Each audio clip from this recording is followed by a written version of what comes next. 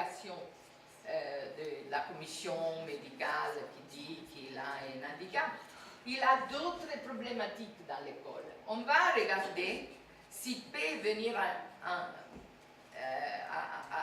imaginer quelque chose à faire ou d'autres questions, dyslexie, dysgraphie, besoins éducatifs.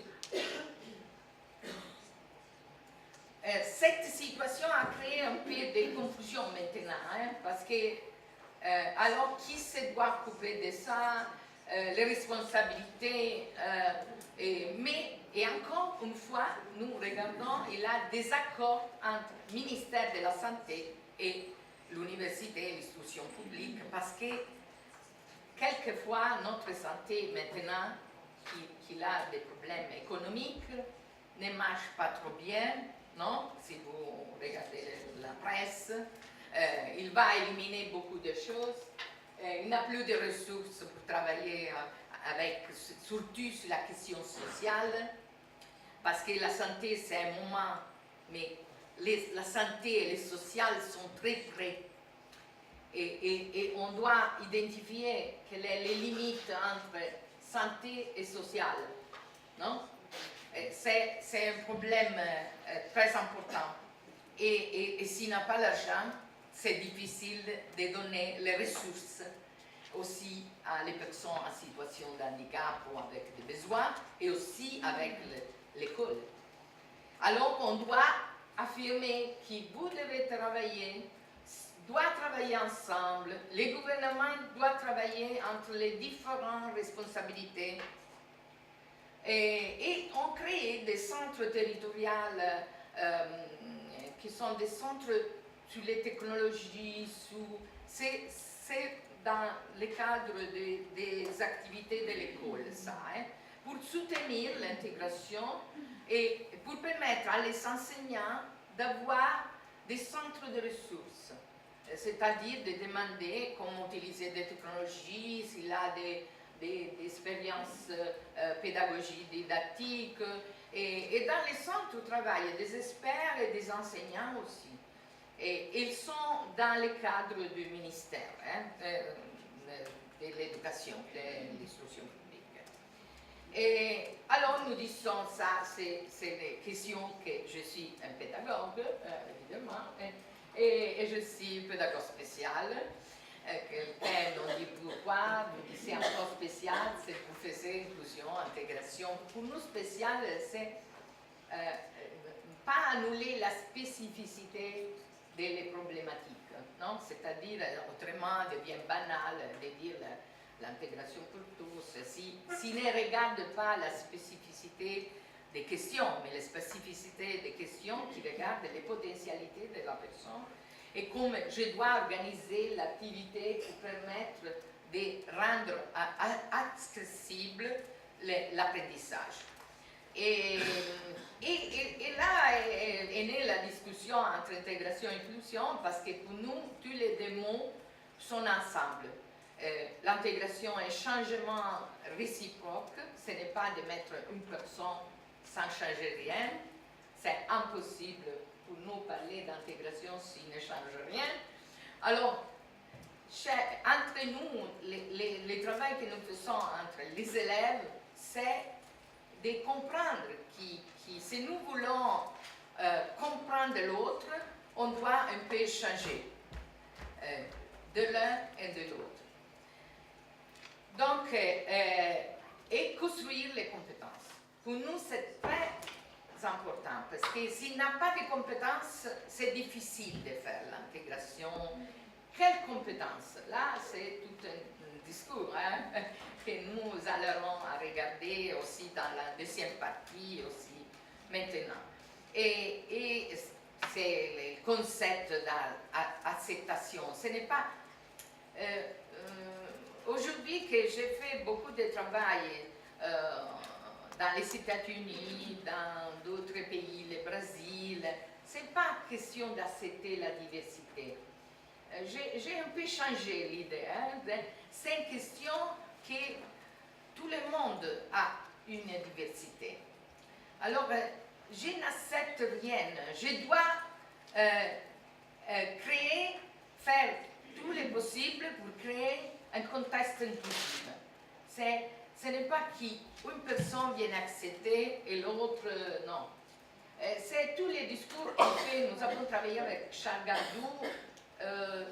Dans le mois de mai, nous avons fait des conférences en Italie parce qu'il a été traduit son livre sur la vie minuscule et la vie majuscule. Et là, effectivement, nous avons discuté avec la salle, sur la question que la société inclusive doit être inclusive, n'est pas un club, comme dit Charles, ce n'est pas un club qui vient accepter, on ne vient pas accepter, on doit avoir les crédentials, etc. Alors, j'invite tout le monde à lire, je vais publiciter à Charles, mais c'est vraiment une réflexion importante, parce qu'il change aussi les mots. Hein. Je suis à regarder les mots que j'ai écrits, mais je suis déjà à reformuler la question de l'acceptation. Acceptation, c'est quelqu'un qui dit, ah oui, tu peux entrer dans mon monde, non? Alors, tu entres dans « je suis normal », oui, virgule, et je pense que tu peux entrer, oui, je t'accepte. Alors ça, c'est déjà un changement que nous devons faire encore, moi aussi. Hein?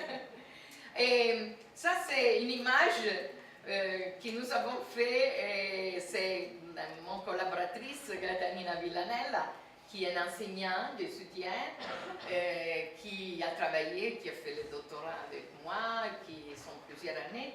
Et là, c'est pour dire la séparation, l'exclusion, a été après des rencontres que nous avons faites au niveau international, et elle a voulu exprimer l'interrogative.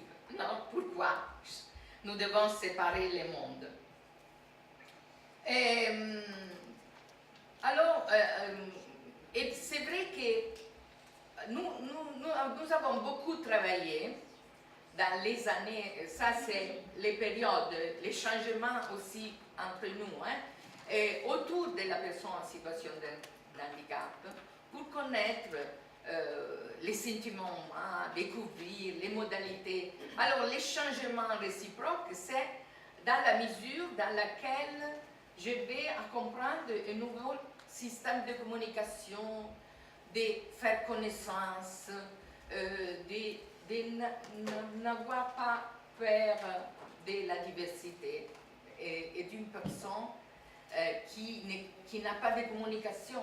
Alors, comment les étudiants au début, je vous raconte les histoires, au début disaient, je ne peux pas aller chez lui parce que qu'est-ce que je veux dire? Il n'a pas de communication, il a une assistante à côté de lui. Comment je peux entrer en communication?